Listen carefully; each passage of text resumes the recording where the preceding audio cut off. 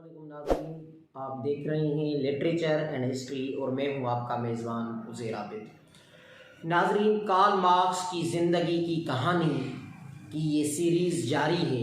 आज चौथी किस्त में हम आपको कार्ल मार्क्स के कारनामों, कार्ल मार्क्स की ज़िंदगी के बारे में मज़ीद बताएंगे। लेकिन इससे पहले आप लोगों से ये गुजारिश है कि हमारा ये channel literature and history subscribe कर दें और बेल आइकन को भी प्रेस कर दें ताकि हमारी कमिंग वीडियोस आपको बआसानी मिल सके। नाजरीन, कार्ल मार्क्स की ज़िंदगी की कहानी की चौथी किस्त में आज हम आपको बताएंगे कि कार्ल मार्क्स और एंगल्स की मुलाकात कैसे हुई और ये मुलाकात फिर पूरी ज़िंदगी के साथ में कैसे तब्दील हुई। उससे पहले ये जिक्र करना ज़रूरी है कि एंगल्स आखिरकार था कौन। एंगल्स की मुलाकात कार्ल मार्क्स से 1844 में हुई जब मार्क्स पेरिस में ही था। तो एंगल्स अपने काम से एंगल्स का जाना हुआ पेरिस, तो एंगल्स की कार्ल मार्क्स के साथ मुलाकात हुई। इससे पहले एंगल्स मार्क्स के कई मज़ामीन पढ़ चुका था और मार्क्स भी एंगल्स का एक मजमून जो कि सियासी मईशत पर तनकीद के बारे में था वो पढ़ चुका था। एंगल्स एक सरमाएदार का बेटा था और 28 नवंबर 1820 को एंगल्स का जन्म जर्मनी के एक शहर बार्मन में हुआ था। एंगल्स ने जब अपनी प्राइमरी और सेकेंडरी तालीम पूरी की तो एंगल्स के बाप ने, जब एंगल्स की उम्र 17 साल थी तो एंगल्स को अपने कारोबार और बिजनेस में लगा दिया।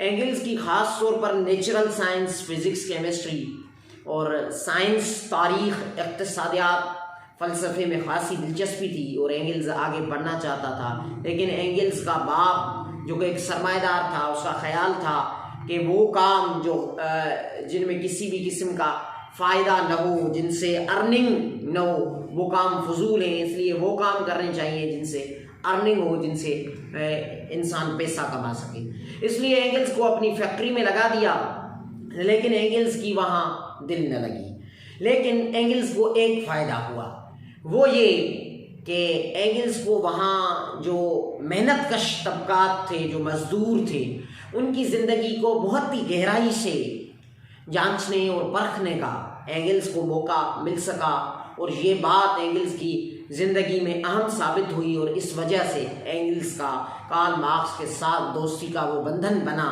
जो ता हयात रहा। एंगल्स जब कारोबार करना शुरू किया एंगल्स ने, तो एंगल्स की कोई भी दिलचस्पी न थी उसमें। जब उस एंगल्स के बाप ने देखा कि एंगल्स शायरी में दिलचस्पी रखता है और एंगल्स ने उस ज़माने में शायरी लिखना शुरू भी कर दिया था, लेकिन फिर एंगल्स का जो तवज्जो का जो मरकज़ था वो शायरी पर न टिक सका और एंगल्स भी मार्क्सी की तरह कुछ अर्सा तो शायरी करता रहा। लेकिन एंगल्स के फिर जो मौज़ूआत थे वो सियासत, मईशत और फ़लसफ़े पर उन्होंने लिखा और उन पर स्टडी करना, तहक़ीक़ करना शुरू कर दिया।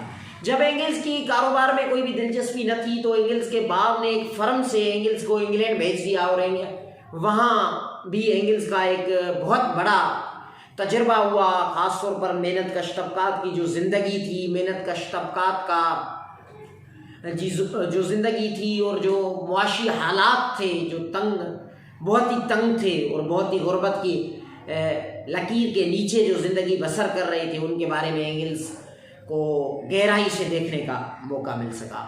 और वहाँ ही 1842 में एंगल्स को एक लड़की से, जो कि उसके बाप की फैक्ट्री में क्लार्क थी, बर्निज नाम की, उस लड़की से मोहब्बत हो गई और वो मोहब्बत बला आखिर शादी में तब्दील हो गई। फिर जब एंगल्स का 1844 में पेरिस जाना हुआ तो 2 दिन के लिए एंगल्स वहाँ गया था, तो कार्ल मार्क्स के साथ उसकी मुलाकात हुई और इसी ज़माने में मार्क्स की शोहरत में बहुत बड़ा इजाफा हुआ। League of justice of league जो तंजीम थी उसमें मार्क्स और एंगल्स ने काम करना शुरू कर दिया और इन दोनों बंदों की शोहरत में बहुत बड़ा इजाफा हुआ उसी ज़माने में। और कार्ल मार्क्स और एंगल्स की जो मुश्तरका पहली तहरीर थी वो था एक किताब वो थी एक किताब जिसका नाम है द होली फैमिली, मुक़द्दस ख़ानदान। ब्रूनो बायर जो कि मार्क्स का एक दोस्त भी था और प्रोफेसर भी था, और उसको यूनिवर्सिटी से इस इल्ज़ाम से फारिग कर दिया गया था कि वो इंजील के कुछ अहकामात पर तनकीद करता है।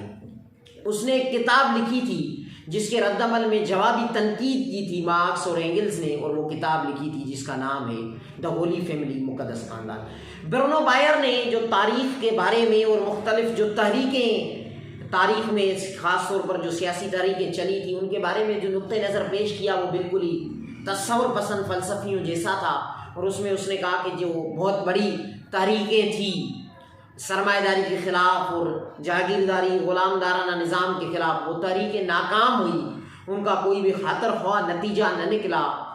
उसका सबब ये है कि अवाम ने उसमें हिस्सा लिया, और अवाम अनपढ़ है, अवाम जाहिल हैं, इसलिए अवाम की वजह है बहुत बड़ी तहरीकों में नाकामी की। लेकिन कार्ल मार्क्स और एंगल्स ने वो किताब लिखकर जवाब दिया ब्रूनो बायर को कि बहुत बड़ी जो तहरीकें नाकाम होती हैं उनके मुआशी, सियासी और उन दौर के कुछ हालात होते हैं, लेकिन तहरीकें जितनी भी तहरीकें कामयाब हुई हैं उनका सबब अवाम ही है, और अवाम ही है जो ताकत का सरचश्मा है, और अवाम ही की वजह से बहुत सारी तहरीकें कामयाब होती हैं। कार्ल मार्क्स और एंगल्स ने वो किताब लिखी, कहते हैं कि उस किताब की जो पहले 2 बाब थे वो एंगल्स ने लिखे थे, और बाकी का सारा किताब कार्ल मार्क्स ही ने लिखा था। ये थी मुश्तरका तहरीक कार्ल मार्क्स और एंगल्स की। अगली किस्त में हम आपको बताएंगे कि एंगल्स ने पहला मकाला कौन सा लिखा।